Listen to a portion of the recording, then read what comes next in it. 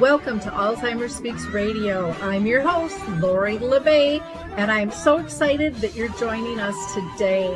We are going to have a fascinating conversation as usual as we learn from people all around the world at all ages and stages of life. Stay tuned as we shift our dementia care from crisis to comfort. Here we go. What you think about, you will bring about dementia change. We will. Well, hi, everyone, and welcome to Alzheimer's Speaks. Today, we're going to do an open mic session. I'm your host, Lori LeBay, founder of Alzheimer's Speaks and co-founder of Dementia Map. I never know who's going to join us, so it's always a surprise. Sometimes we have one person, sometimes we have many, so we'll just kind of go with the flow. But it's all about having an open, honest conversation in a respectful fashion, bringing awareness and light and hope to the world of dementia. So let's peek behind the curtain and see who's with us today.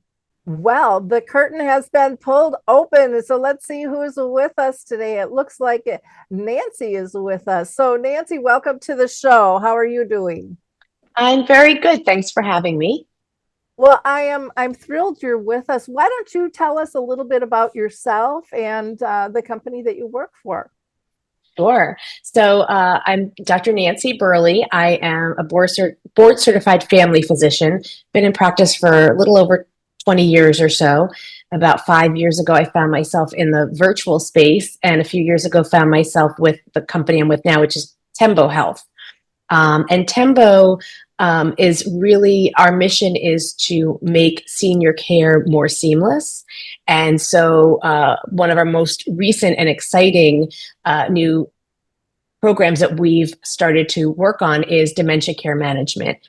And we've been accepted to CMS's GUIDE program, so we can provide this for Medicare beneficiaries. And it's really been so interesting to take this journey and to learn so much about dementia and about really trying to improve the lives of those affected with dementia. Well, it's definitely a need out there for sure. And Yep. I was kind of investigating, trying to find out more information about the GUIDE program. In fact, Yeah. Amy House, that works for your company, just met with one of my support groups, and they were thrilled to talk with her and learn a little bit more.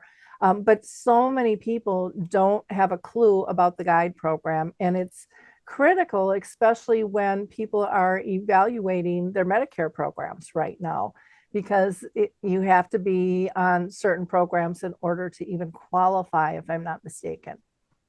Correct. Right now, in order to qualify, you have to have traditional Medicare. So those Medicare Advantage plans are not covering it at this point. So just those traditional. Yeah, and that's, so many people have taken advantage of that. I know my insurance broker said more than half are on Advantage programs because they're cheaper, but again, if you can get support, it may easily be worth the extra money to do that. Why don't you explain to our audience what the GUIDE program offers? Because it's not just for the person with dementia. No. And in fact, sometimes it's more for the people supporting that person. So the GUIDE program is a benefit for the person with dementia. That person has to be the Medicare beneficiary. But like you said, it benefits much more than only the person with dementia. So you are given access to a care navigator who you meet with at least once a month, but they're always available, whether it's through text or phone. And they're sort of your primary, source of all of those questions that are not quite the questions for the doctor. I can remember when I was in practice as a primary care doctor, seeing people struggling with aspects of dementia that I did not know enough about. I knew about the medical piece, but I had a patient's son say, I don't know how to bathe her. And I didn't really have a good answer or good resources. And so this is what that care navigator can do, is provide education and support, resources, try to troubleshoot what to do when you need help in the home, find other resources. Perhaps there's day programs in the area, offer some support and education around behaviors. We know that there's a lot of symptoms of dementia that not everybody necessarily identifies as a symptom of dementia. And so our care navigators can help with that and help people understand the best way to manage those symptoms. We also can sort of coordinate care. We don't take over the care. You still have your primary care doctor, you still have any specialists that you have, but sometimes it can be a little confusing. One doctor tells you one thing, another doctor tells you another. Maybe you just came out of the hospital and you're not sure which medications you're supposed to take. Those are sort of the transitions of care that we can help to manage. Part of the guide program also requires that there's be 24/7 access to your care navigation team. We've taken it a step further because we already have a 24/7 virtual urgent care staffed by physicians available. So our families have access to those emergency room physicians virtually.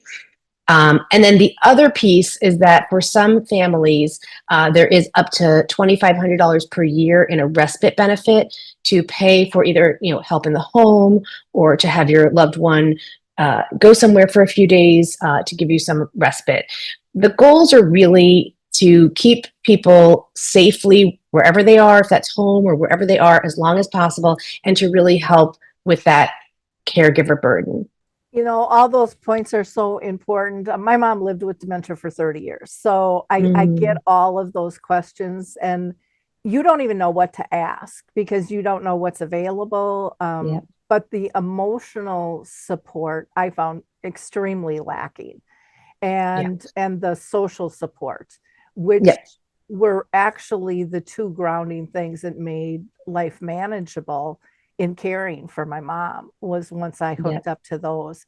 And so I think the navigators play such a huge role because again, it is the physical tasks of, just arranging appointments and communicating with the doctors and, doing the grooming and all of those types of things. But it's, how do I have my relationship with my loved one, and how do I maintain my relationship with others in my lives, in terms of that balance that, people just say, I'm losing it. I can't do this, because they need to be filled.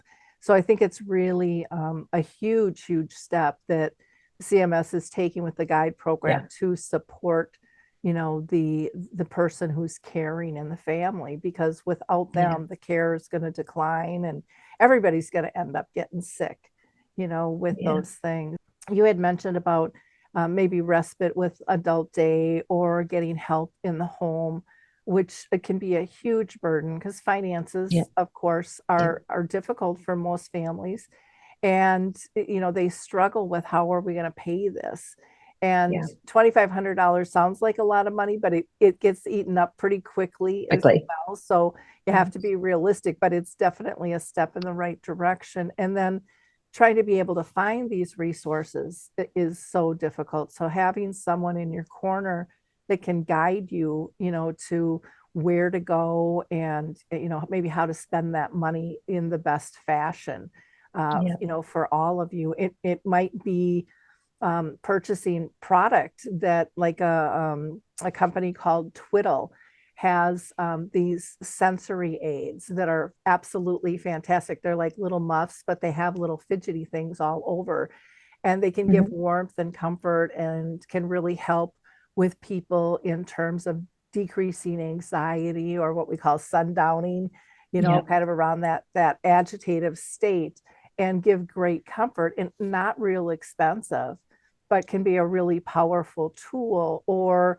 even music, we're hearing so much about that. So iPods or even an iPad that can engage them in a safe, simple fashion with their music is a one-time kind of prescription. I'm huge for like the social prescriptions. I think that's been a missed target for many, many years. And from my experience with my own mom, and then now being in this space since 2009, that's what I focused on, because people were missing those connections with peers and feeling like they were still part of community, and with people that understand, because not only do the doctors and nurses not always understand, because you've got your medical, processes that you follow, but family members don't understand either. And a lot of times we'll look at the person who's caring like,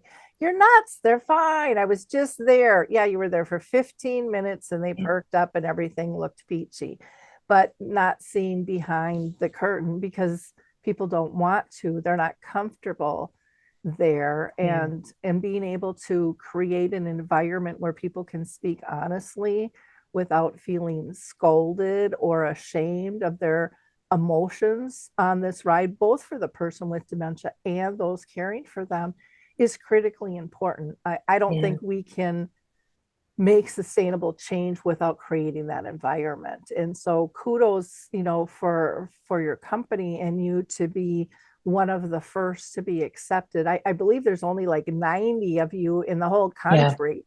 Yeah. So this is a very limited service at this point. And I believe there's another 300-400 that'll come online next year. But again, okay, so we get up to 500 by next year. That's still not a lot of clinics for the whole country. Right. But right. But again, it's a step in the right direction.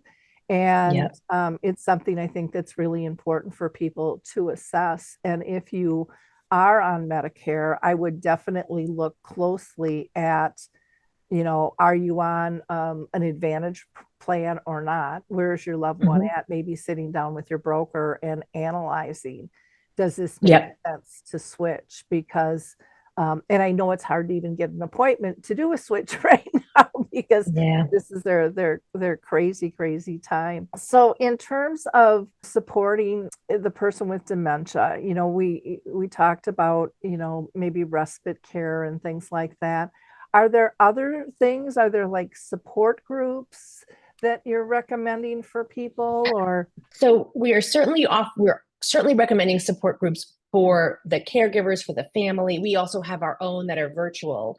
But to your point, that sort of social prescription is so important for people who have dementia. And when you say be around peers, it's also important that we understand that the peer group changes as the cognition changes. And so I think sometimes we'll see families and maybe their loved one withdraws, so they just sort of let them withdraw, or maybe they find that they're not really able to keep up if they're going out to dinner with the couples they used to go out with. But that same person might do very well in a program that is designed for people, who have some cognitive impairment, because they may feel more comfortable and more able to socialize there. I know that at least with one of our current patients, that was the case. There was a lot of, sort of mood and depression, and a lot of that's lifting just by helping them find a place where they can be with peers. Yeah, I agree. And I think that that's something important. And I'll do a little pushback on that too, because I think sometimes, again, it's our comfort level as families bringing somebody out and an embarrassment, and we don't know how to deal with it. And so we kind of put them in a box sometimes. Yeah. I highly recommend, and I don't know if you're familiar with memory cafes, but they are. Yes, I was going to mention that. Yeah. Fabulous for both the people with dementia and their care partner. And yes. Those, what I have found is people stick with those groups. Initially, there's some pushback of, I don't want to be around somebody like that. But then they realize they can learn from those that are further along on the process because they know eventually that's what's going to come. But I have seen such a grace in those groups and such an immediate acceptance, and the bonding is unbelievable.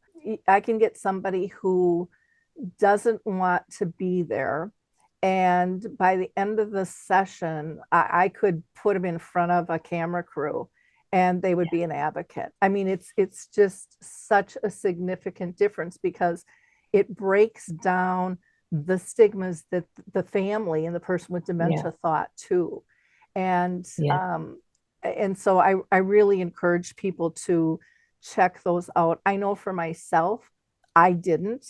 First of all, memory cafes weren't around when I was going through this with my mom, but I didn't go to support groups because I had this attitude of, I don't have any more time to do anything else for her, and I really felt like the group, like if I went, I was going for her. That's how I had it in my head. I didn't really see it as a support for me. And maybe part of it was I was in the field and, felt like I knew more than the average bear. And I went one time to go see a colleague speak, and he got sick and didn't show up. And so I'm stuck in this meeting. And thank God that happened to me because it changed my whole perception of those meetings. I mean, in an instant. And I thought, oh my gosh, I can't wait to come back. These people get it. Yeah. I had never really talked with other family members that really got it and were feeling this range of emotion, the good, the bad, and the ugly, and spoke freely and had an ability to laugh and cry and just move forward together and support. I mean, the amount of lifting one another up was just incredible. Right. And so I really I'm a big believer in support groups, and I hate calling them support groups because Yeah. I think there's a stigma in like there's something wrong with you that you need support. Mm. That's how society kind of looks at it. So I like to call them a gathering, because I think it's because they really are. They're a gathering of friends, and Yeah. that happens pretty quickly. And you don't always realize the friendships that you've lost or you've pushed away because you're too busy being busy caring for someone else, and you Mm. don't understand the impact that has on you. I know I didn't at all. And Yeah. I had wonderful friends who didn't give up on me. And I finally broke down and met them for coffee. And I was only going to meet them for coffee to tell them to stop bugging me. That was the only reason I was going. And then I Yeah. stayed for like 2 hours and we laughed and we cried. And that was a moment in time where I realized how empty I was because they filled me up. I didn't know I was Yeah. that empty. So I think Yeah. there's all of these things that go on that we don't really look at, or we don't know, we don't even know how to analyze it because we're looking at everyone else's stuff. And so I think that this guide program is really going to be helpful for Yeah. families, Yeah. in a huge fashion. One of the things that I hear all the time from families is my doctors really don't understand what's going on or what the options are. And a lot of times they feel like they're educating the doctors. And I'm like, please do. Please, none of us know it Yeah. all. This is constantly changing. But are you guys doing anything, with your company to really get in the mix in terms of the different variables that are available, or just even the way a diagnosis is given, is so devastating. And families complain about that a lot. Given a diagnosis, they're given a prescription, another appointment. They're told to get their affairs in order, and they're kind of scooted out of the room, and they go in their car literally and cry for 2 hours before they can even drive home. And Yeah. so there's a disconnect in terms of what that really means and how that impacts a family. And I don't know if you have any ideas on how you guys deal with that. I'm just going to be honest, be more apathetic and compassionate Mm. with that. It sounds like the care navigator will help tremendously in that process Yeah. as well. Yeah, and for many patients that we have, I see them first for sort of a comprehensive assessment. And sometimes, if the patient hasn't had an actual diagnosis of dementia yet, because I do find for some it can be difficult to get that diagnosis, either because their primary care doctor isn't sure, or they can't get in, or so we can try and sort of help with that, or even find a way to really dig in and find out that diagnosis.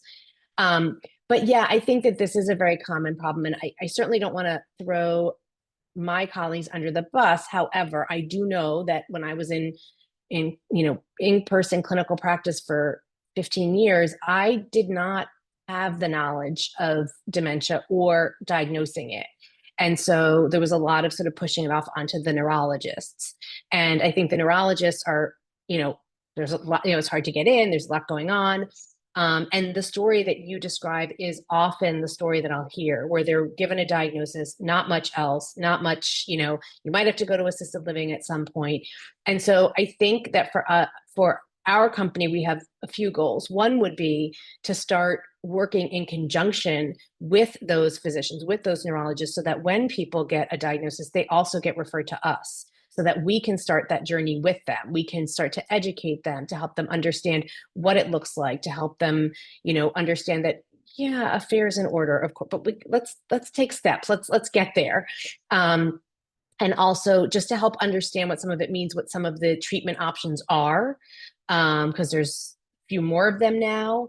And then I think another goal for us is to find a way to empower primary care doctors to start to take some of this on, to improve the access for diagnosis, and also put it in the hands of people who really know these patients and might be able to do a bit more than just hand a diagnosis and sort of not much else.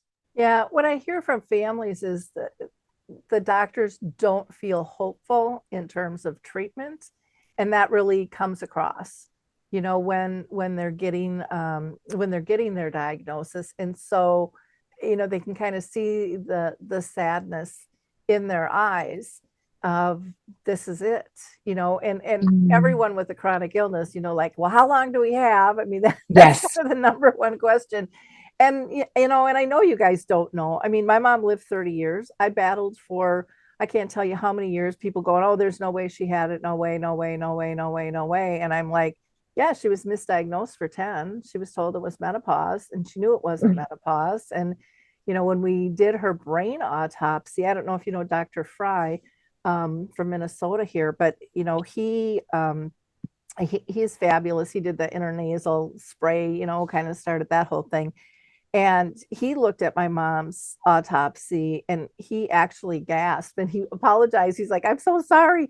He's like, but Lori, I've never seen a brain this atrophied. Never. And, Mm. that's what he does, for a living. And so he said, but, when we look at this, he's like, you have said for 30 years your mom has had dementia. And he says, we found Alzheimer's, we found Lewy body, Mm. and we found Parkinson's. And Lewy Oh, and Parkinson's were never mentioned, and so he's like, this is exactly what we should expect. And, my mom lived a really good life. I would say 27 of those 30 years, the last three were much more difficult. Um, and she was in a nursing home at that point, and staff had changed, and they had like a great team, and three of them all left at one time, and they never came back to that level. And so, and then she progressed more. But people have to understand that we are, our connections never leave us, and there are so many lessons that are taught us through caring. Like, I didn't know there were multiple levels of unconditional love until I went through this process with my mom, and things became smaller and smaller, yet so much bigger and brighter and fuller in my heart, because our connections were on a whole different level that I didn't even know existed. yeah. Because you become quiet, you become more observant, you really don't focus on just the words anymore. You're really looking for the glint in the eye, or the smile, or those small little things that sometimes we forget. But those are the precious items that really tie us together as humans, and and stuff. So I think it's really important that people understand people can live really good lives. I just one of the programs I have other than this is called Dementia Chats. And we did a program not too long ago celebrating, our panelists who have lived 10 and 20 years, and they're still doing Zoom. They're Yeah. still participating, but there's such a stigma of people can't participate or are Dementia in the Arts program where, we interview people with dementia, and some of these guys should be commissioned. I mean, they are fabulous artists that have never done art even before their dementia, and incredible, artwork that they do on so many different levels. And so I think so often we have been told to shut that down. It's not going to work, over and over and over. So to me, one of the biggest things that our medical professionals can do is help open up the creativity of what brings family comfort and explore. I mean, the worst that's going to happen, it's not going to work or you're going to adapt it, but that's what we do in all of life, you Yeah. know? And this is just another adaptation, in life. But boy, you can have some just what appear to be miracles, happen in Yeah. terms of those connections and possibilities that, you would never know if you slam the door too early on it. Right. And Yeah. stuff. So I think, giving hope and creating that team approach to this disease, I think is a really, really positive route to be Yeah. able to go to. The other thing that that I noticed, and we're seeing more accessibility virtually since COVID, is all the educational programs that are out there Yeah. that people can, participate in. And boy, there's so much to learn, and so much of it is free, because Yeah. that's another cost barrier and stuff too. But again, if you get that 2,500, maybe it's worth taking a course, that is going Yeah. to cost you something too.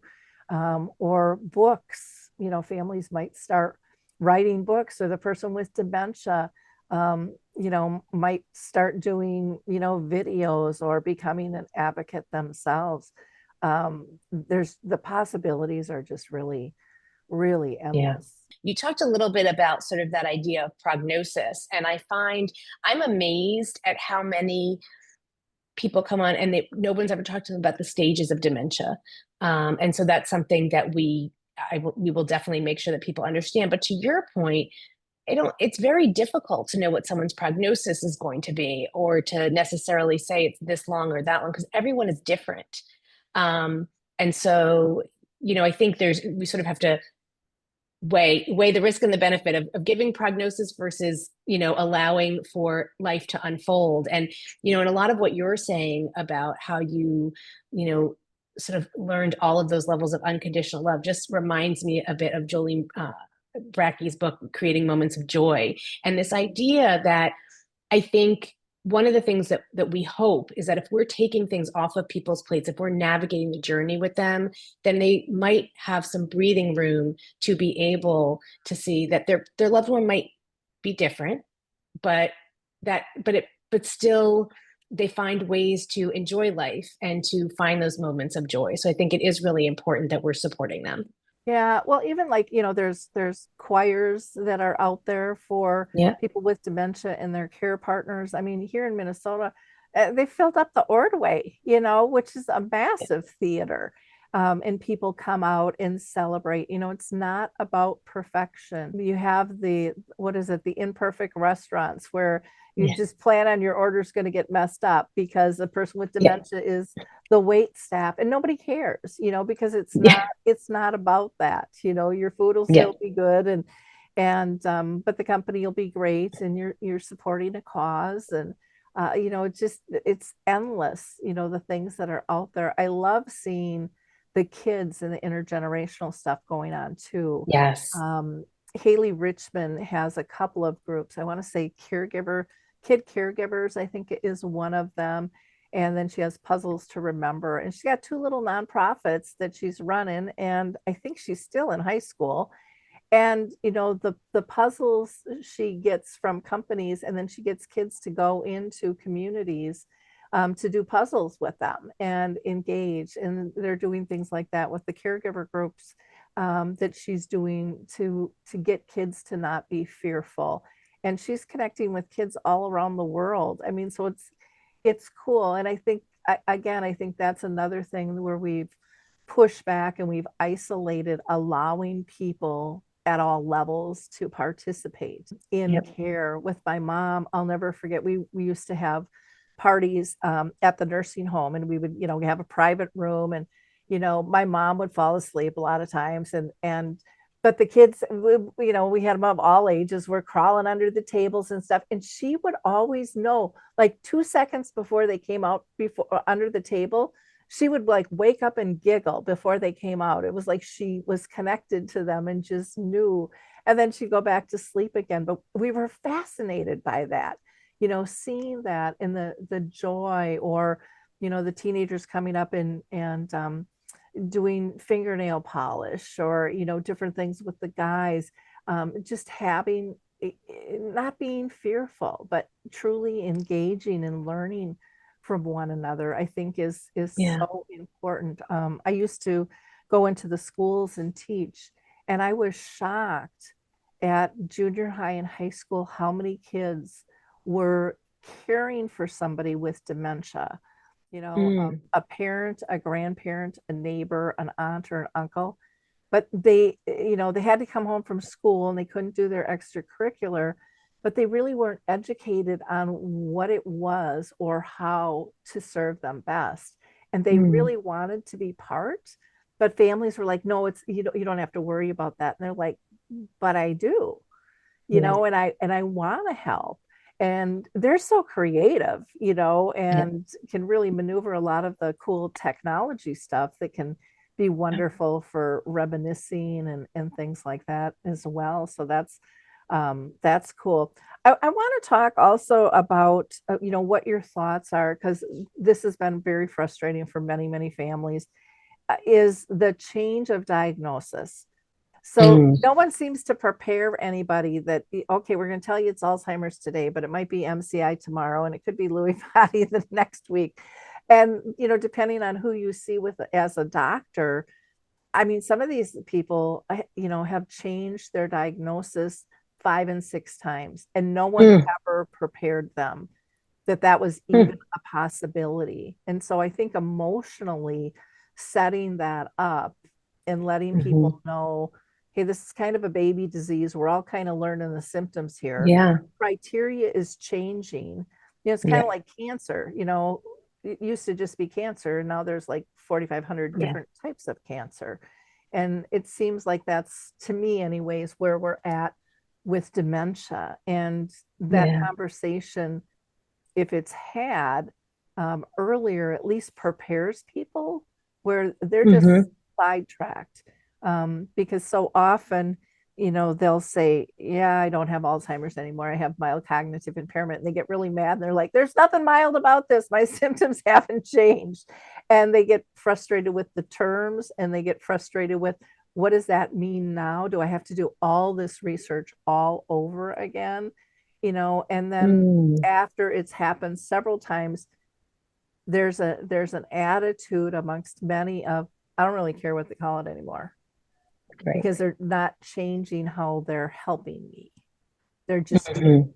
the name. And so they've detached, which I don't think is necessarily, I understand it, but I don't think that that's actually a good thing to happen if we're making people feel detached from Yeah. from the title. So I think that that's a really important factor, um, that we have to be honest about, because it is changing all the time. I get Yeah. frustrated and I don't have it. My mom's gone, Yeah. but I see others kind of spinning in it, and I get it, because Yeah. you're trying so hard, and you're focusing kind of down this tunnel. And I think so often the overlap between the dementias isn't discussed as much. Yeah. Yeah, there's definitely a lot of overlap. I've even experienced this in my own family, where I have a family member where it's, is it Alzheimer's with behavioral symptoms? Is it Lewy body? I mean, I think to call it a baby disease is probably the right way. I think we're still learning so much about it. I mean, now we're seeing some new diagnostic tools coming out, be they blood tests or the PET scan with amyloid to detect the amyloid. And I could certainly imagine how frustrating it is. I think that one thing to consider is that dementia is an umbrella and all of these other diseases fall underneath it. And for the most part, the management isn't going to change significantly. Although for some things, for example, there may be some different treatments with Lewy body, and certainly with frontal lobe dementia, we know that some of the treatments that are used for other dementias might even make things worse for frontal lobe. So, I mean, those things are, important to try and tease out. But, I think the overall messaging, needs to be like, this is what we believe you have now. We're learning every day. We also now know, like to your mother's point, she had two types of dementia, right? She had Lewy body and Alzheimer's. And I don't know that was so apparent that happened even just a couple of years ago. So, we're learning more. But I think we could certainly offer people sort of things that we know, the overarching things that are going to help people with dementia. Some of the lifestyle modifications, are doing research now on plant-based diets. Some of, certainly cognitive stimulation and puzzles. And we talked about, you mentioned some of the things you can do with an iPad. And so those things to sort of try and keep healthy. But yeah, I think it is very frustrating. And I think that, the medical profession as a whole needs to do a little bit better with admitting the unknown, because we tend to like to, be very, very concrete. This is what you have, and then not backtrack. But when we do, it's hard.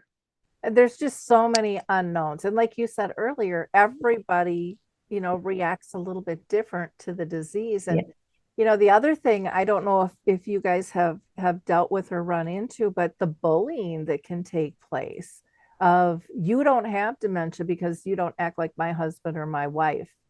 And, sometimes in these social media groups, and even support groups, it can get very nasty. And people have to understand. I mean, we really have to talk about that more. And there's some personalities, that's just who they are, and that's how they're going to be. But I think a lot of education on that can be really, really helpful, because I know when I was administrator of a couple of groups, I mean, there were people that were suicidal. They were like, they were rejected from their group. And that was like the only group that they had.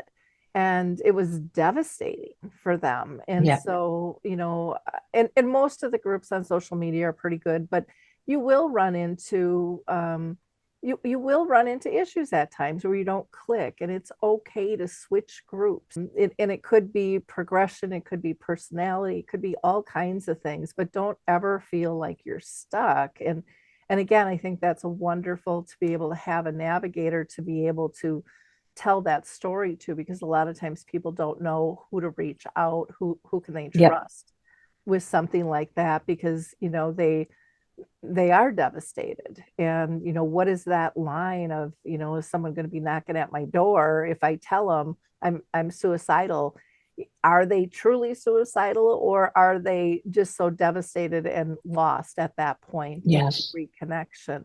And I'm not a medical professional, to be able to know that, but I know words get tossed around sometimes too. So it's it's a journey, and it's not always an easy one, but I do feel that we have to, again, have that place where people feel safe to be honest with what they're dealing with. Because if we don't create that space, we're never going to be able to create what they need, because we're not going to really know. We're going to be peeking through the glass, peeking in the house, thinking, oh yeah, this will help them. But without that conversation, we really don't know. So this is, I just find this very, very exciting. Now, for your company, can you deal with people all through the US or just in certain states?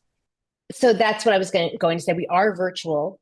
Currently, we are live in, I believe, 16 states. And, growing all the time, but certainly a lot of the East Coast we have covered. We have California, we have Texas, we have Minnesota.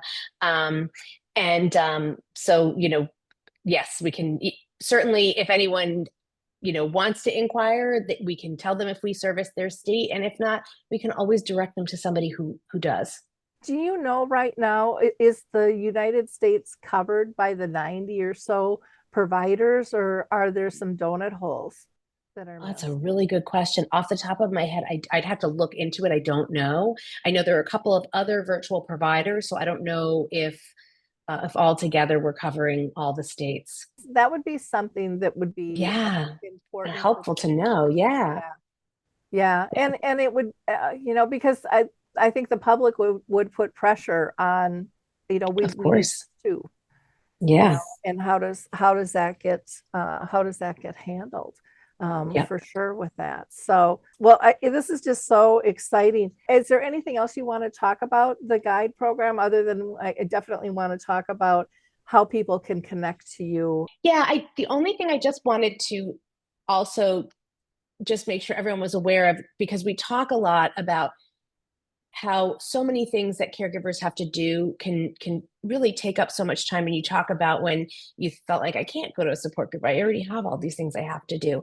And so some of what we do for people is researching. For example, let's say somebody wants to find someone to bring into their home. We're going to go out and we're going to vet a few places and find out the information, so you don't have to sit on the phone for hours. Let's say we've helped people find a specialist if they need that.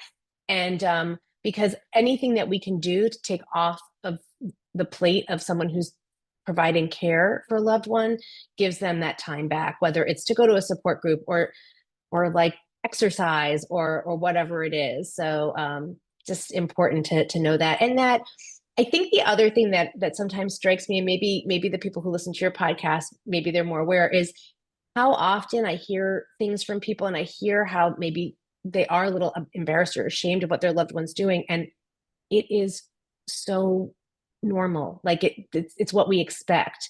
And so, I love how you say, like, you need to be able to tell people what you need. And I think for our care navigators, nothing that they haven't heard.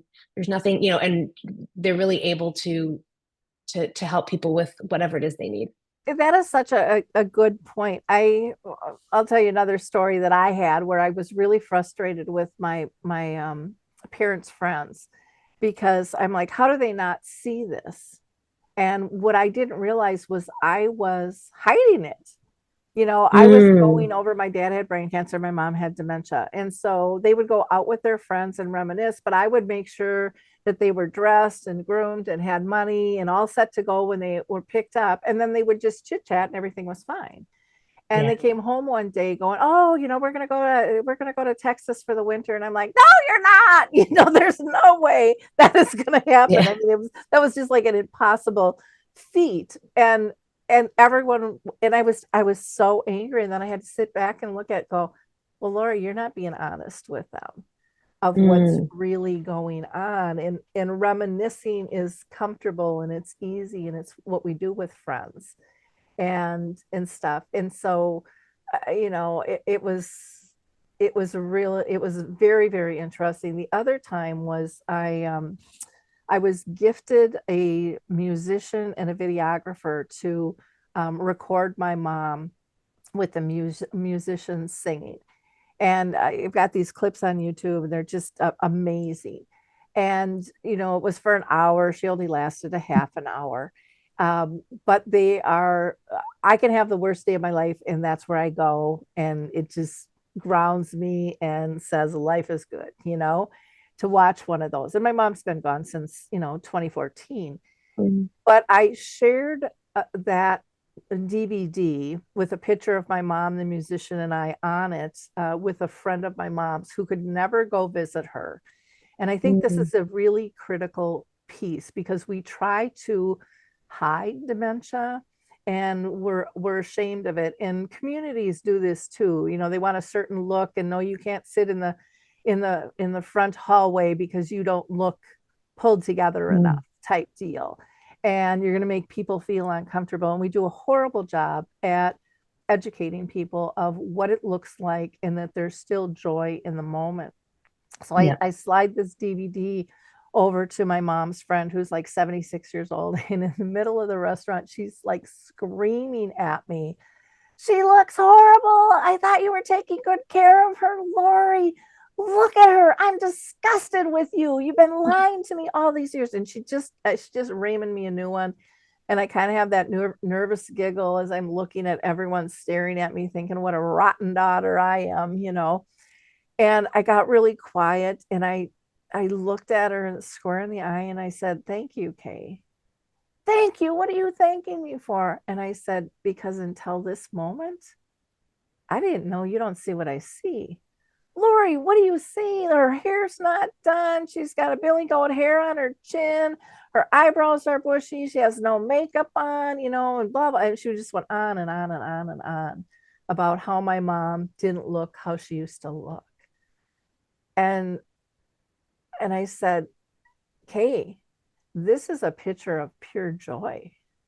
This is what it looks like today." I said, "When I look at this picture, I see my mom's big smile, even though her teeth look like a rusted chainsaw with fried rice hanging off because she's scared of a toothbrush. I see her dimples. I see the glint in her eye, and her eyes kind of shut because when we smile in our family, we kind of lose our eyes." I said, "When I look at this picture, I hear my mom giggle." My mom was so happy. This is what it looks like. And we shouldn't be afraid of that. But we don't teach people that that still exists. We just look at it and we judge, and we're scared of not knowing what to do with it. And so, you know, having these open conversations, having the support systems that you guys have in play are going to make such a humongous effect on people's lives and how we care for people and how we look at what the disease is or isn't. Because there's so many myths and stigmas out there that are just absolutely ridiculous. And you know, I've been frustrated with it for many, many years because what I found and how I was actually encouraged to even step into this space. I used to sell real estate and I worked in the senior housing market for 25 years. And it was my colleagues in senior housing that started having me speak on dementia, not just, you know, transitions and things. And they said, "Lori, you're not doom and gloom and give me your money. You're about really hope and joy and how do you live well with this?" And, you know, a lot of that fear-based marketing was very purposeful, you know, to get people to donate. And yet there are so many things that each of us can do at all ages and all stages of life to be part of good care. You know, we don't have to have a degree, you know, to care for somebody. You know, sometimes it's nice to have a class or some guidance, but a lot of times it's just letting our heart do what it's telling us to do, to be kind and to be inclusive. And in the world we're living in today, that that's even a rougher road for some people. And so I think getting back to, you know, basics, to me, dementia has taught me so many beautiful life lessons, and has improved my life as a human being in terms of how I look at the world and what I expect of the world. You know, I can't even sum it up, you know, in any fashion there. But I really appreciate you taking the time, you know, to be with us today. How do people get a hold of you guys? So one way is to go to our website, which is tembo.health. And you spell Tembo, Tembo .health. We also have a phone number people can call. That's 929-998-3626, and just follow the prompts. And we also have an email that's just, you can just hello@tembo.health. Well, thank you. This has been a great conversation. I really appreciate your time and sharing this. There's so many people that need to know more about the GUIDE program. Do you know if like that $2,500, because I know it's expensive for people when they're looking at incontinence products, if that could be used for those? So unfortunately, it's really meant as a respite benefit. So it can either cover cover a day program, it can cover in-home care, or it can cover overnight care. But it's typically care to help with it's usually to take care of that person. I At the current time, there isn't anything that I know of that would help to cover those products. But, we've had that question come up, and the care navigators will do what they can to try and find any low cost options. The other thing too is there are some grants and benefits out there. So for example, we enrolled somebody, and the caregiver is a veteran, and veterans get some additional benefits. So in addition to the respite benefit, we can help them to get that veteran benefit. And there can be others in your state that we can help people to discover. I'll just put in a plug if CMS is listening. This product is a respite because you're not on the Yeah. other end changing the bedding, throw them in the shower, Yeah. cleaning up the floor. And when they don't have good products that can handle that, it makes a huge, Yeah. huge difference. I work with, I don't know if you know the company called Senni, and they're on this kick to get people continent and get them as free as possible, so they don't feel like they're swishing when they're walking, and Yeah. being social and being able to sleep through the night. Yep. And one of my audience members ordered product for her daughter. She has the mentality of a young child, and they go to Disneyland or Disney World a couple times a year. And she said, I don't know if we're going to be able to go, and it'll break her heart if we can't. And they got their products, and she went down the next morning, and she said her daughter was laying in bed with a smile on her face. It was the first time ever she hadn't leaked through, and it Wow. just changed their day, Yeah. and it made it Yeah. possible for them to still explore and do all of the things that were important for them as a family. So I'm a big I look at respite care in a different light Yeah. because I've been on that other end too. Yeah. And how it can help. Another product I'm just going to mention, I don't know if you're familiar with Artifacts, but they have a really cool product that people can work with really at any level with dementia, but especially in the earlier stages. They can do what they call an artifact, where they take a picture of something and they write a story about why it's important to them, maybe where they Oh. got it. They can actually get it assessed in terms of value. And Mhm. it can be used for reminiscing and legacy, That's but it can great. also be used for wills of who you want stuff to go to. And they're actually doing a study right now for people 65 years and older on brain health in their mind, and I'm going to be processing that. I'll just give a plug for them. People can email them at brainhealth@artifacts, and Artifacts is ARTIFCTS.com, or they can call them at 844-278-4328.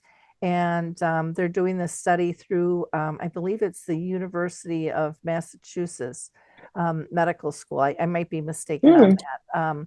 But that's going to be kind of a neat process. And it's something the whole family and any age can participate in as well with that. So, there's so many things that people can explore. I should give a plug too before we wrap up for Dementia Map, which is a global resource directory that we started. And, the goal was to connect people to services, products, and tools, because I'm a firm believer people need choice and have the right to choice, and bigger isn't always better. So the Google gods are probably going to shoot me down one of these days. I don't believe necessarily in the play for pay game. There are so many cool things that are out there, from Music Men's Minds that are music therapists that do free sessions online that people can participate in, to various programs that they can find. There's a gal who has Bridgetown music therapy, and she does live music sessions as well that people can find on the calendar. Artifacts is actually having some evenings with Artifacts where people can learn more about decluttering and saving those precious items. And so there's all kinds of stuff that is out there that people just don't realize is accessible to them, or things like All's Authors that has curated, I think they're probably 400 books specific to dementia in different arenas. Yeah. And there's a lot more out there to support you than you think. The guide program will be a wonderful, wonderful route to be able to do that. So again, thank you so much, Dr. Berley, for being with us today. I appreciate your time. All right. Thank you for having me. Thanks, everybody. I hope you enjoyed this program, and please pass this along. This guide program, which CMS is pushing out, is incredibly important. And again, don't forget our resources. We have tons of free educational resources on ALZHEIMER'S Just go to our free educational resource tab.